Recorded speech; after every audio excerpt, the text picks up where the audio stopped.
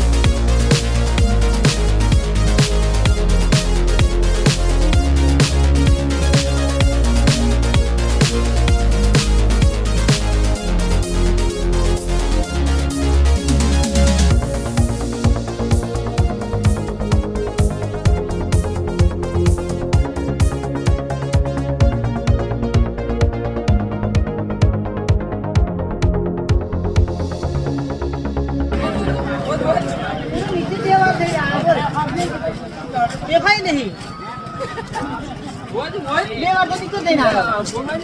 બધું અંદર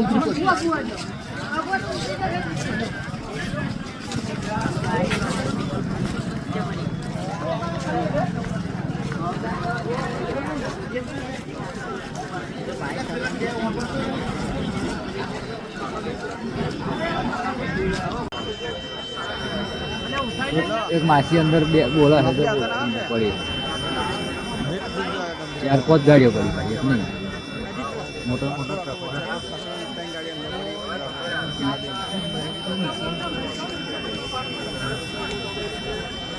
भगवान मारा एक गाड़ी करो अंदर से कोई